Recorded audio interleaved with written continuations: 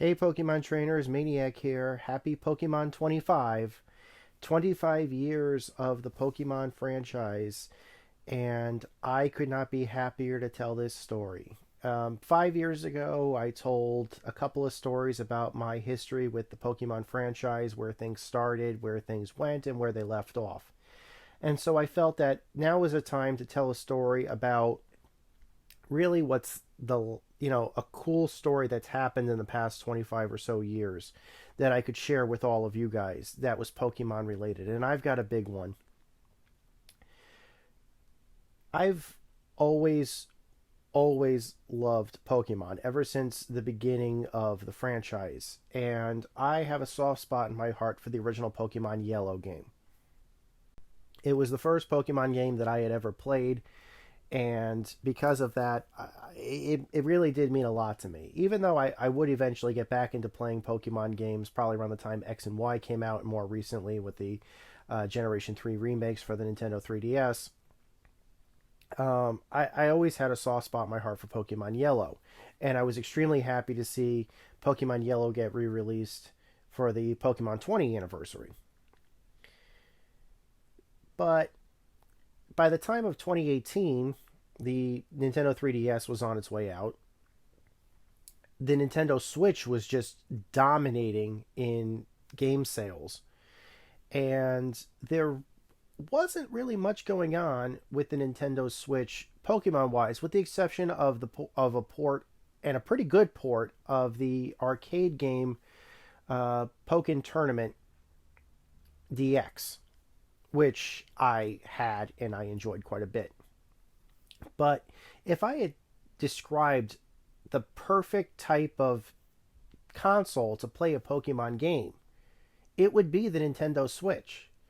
Here is a system that allowed you to, at the time, play a major Nintendo console game on your big screen television, and then when you had to go out, or when you wanted to go out, when you couldn't be home anymore, you could just take that console with you and play it, resume the game on the go. I have wanted that type of, what's the word, functionality. I have wanted that kind of feature ever since the original, certainly by the time of Generation 3. I remember really wanting to be able to play full Pokemon games on the GameCube. So I knew the Switch had the opportunity to play the Pokemon game that I had always wanted. And by 2018, the Pokemon Company announced Pokemon Let's Go Pikachu and Pokemon Let's Go Eevee would be coming to the Nintendo Switch. Generation 1 remakes of, well, basically Pokemon Yellow remakes, specifically for the Nintendo Switch. And they would take full advantage of things like the tilt control and Joy-Con motion control, so that people that were also playing the new Pokemon Go game would be able to interact with it. And they had also announced that there was going to be an exclusive accessory released for Let's Go Pikachu and Let's Go Eevee called the Pokeball Plus, which would not only work with Let's Go Eevee and Let's Go Pikachu, but also work with Pokemon Go. And but we didn't know too much about it. It had a really cool showing at E3 that year, and my interest was piqued. But I think that there were a lot of people that just didn't have a chance to play the game for themselves. And Nintendo was willing to remedy that. Towards the end of 2018, I was working in the state of Massachusetts, doing IT work for a company over there. And I was basically there for a couple of months. And so I think I can't remember exactly, but I'm pretty certain I was there pretty much the entire fall and half of the winter. And I enjoyed Massachusetts. I thought Massachusetts was a lot of fun. There was actually stuff to do there. While I was spending, 5 days a week working, I would usually go back home on weekends, see my girlfriend, see my family, that sort of thing. And, but one weekend I was checking, the official schedule on Nintendo's website, and I think on Pokemon.com. I can't remember where it was.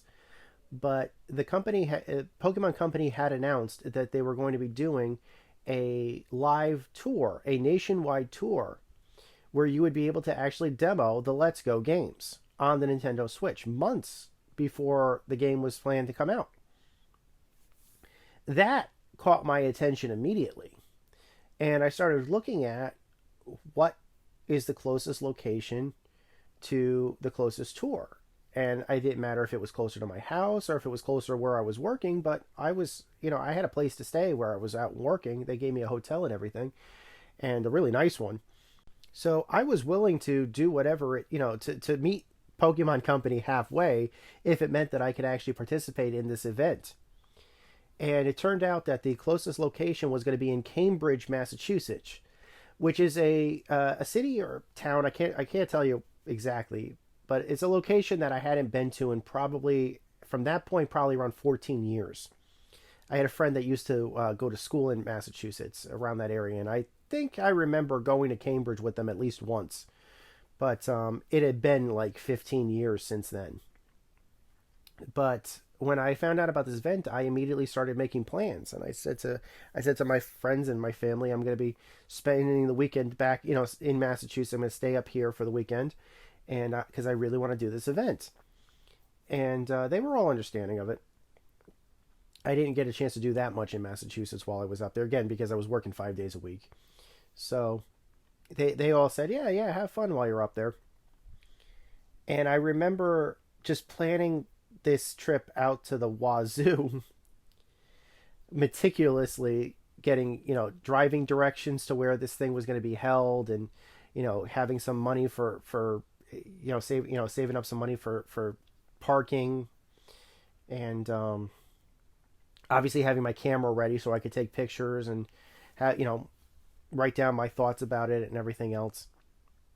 So, because I was really excited. I wanted to experience this event to its fullest.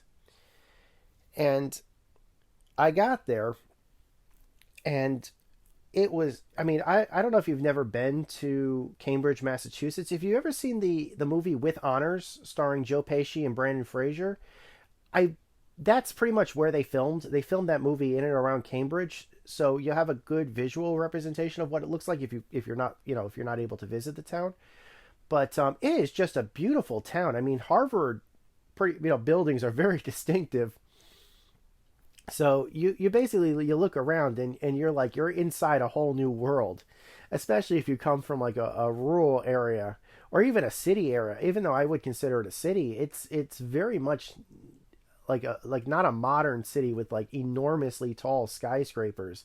It's a city, yes, but it's quaint city. It really is. I'll use that term.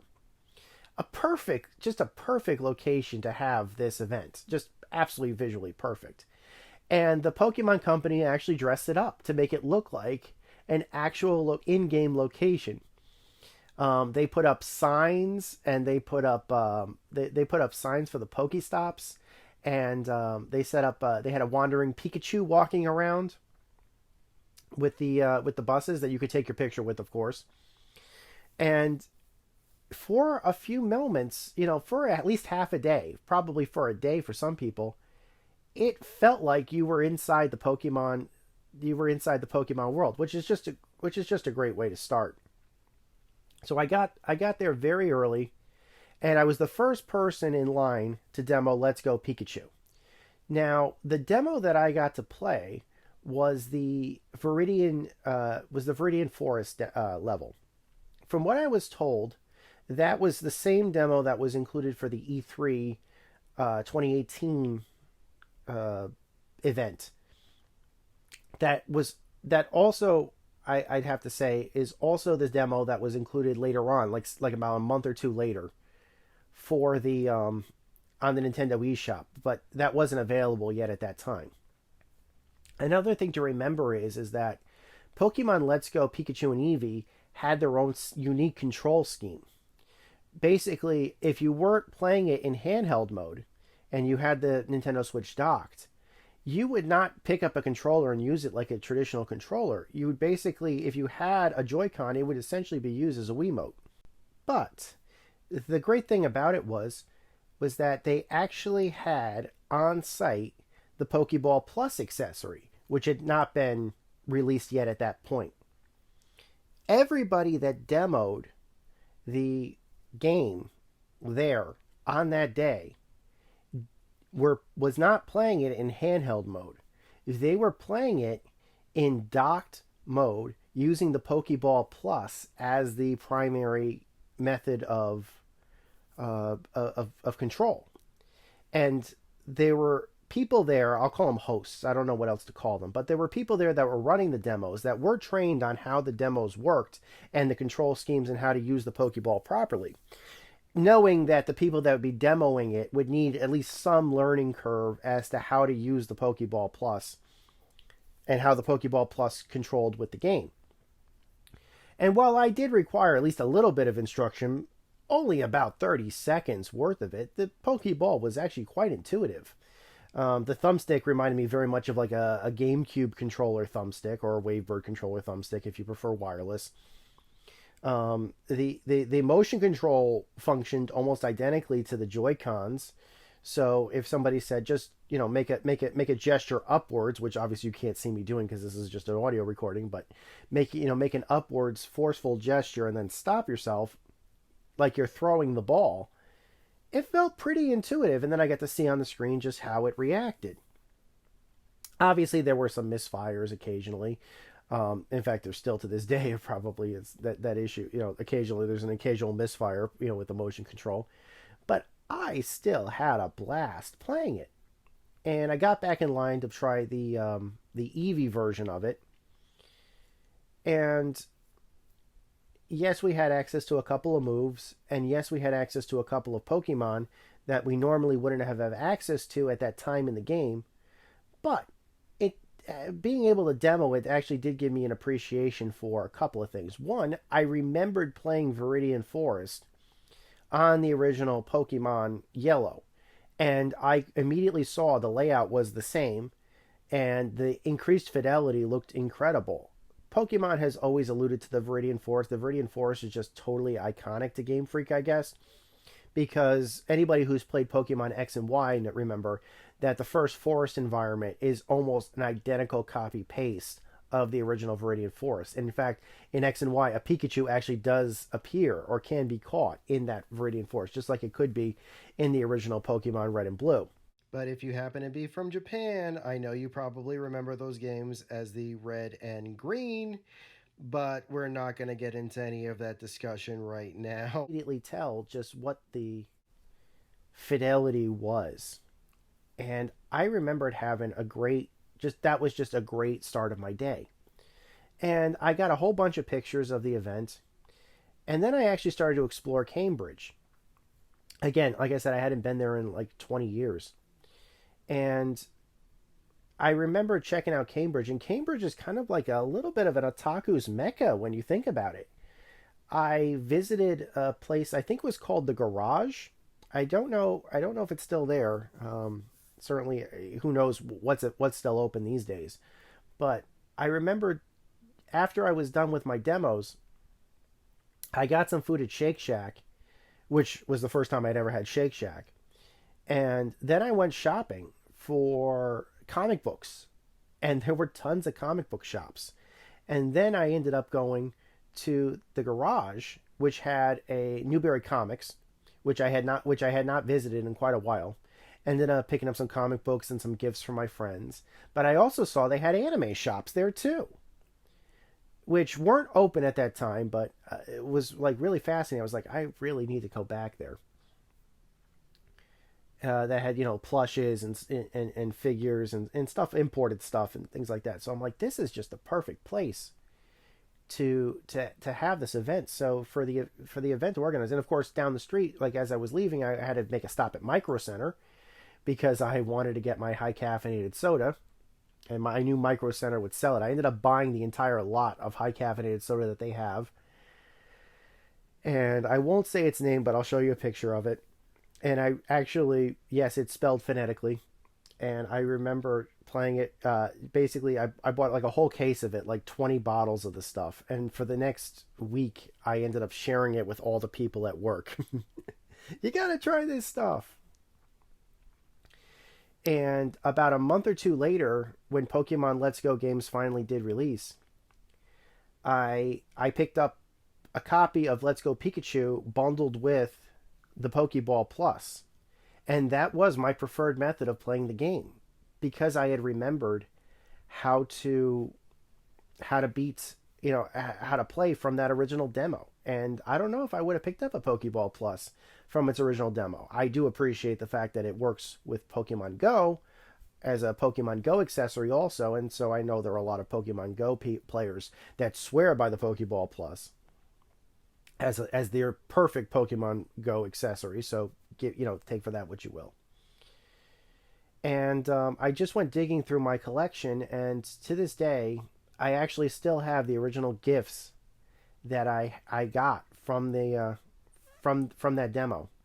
They actually gave me a pin for attending the event, an exclusive pin, and also because I had played the demo twice, they gave me two bouncing miniature Pokeballs, which they're soft, they're Nerf, but I may have occasionally tossed them at my girlfriend and said, "I choose you." She was not amused. So happy Pokemon 25 to everybody. Can't wait to see what the next year, heck, what the next 5 years is gonna come up with, because I'm just really excited. Until next time, guys, my name is Maniac. Try to be the best like no one ever was.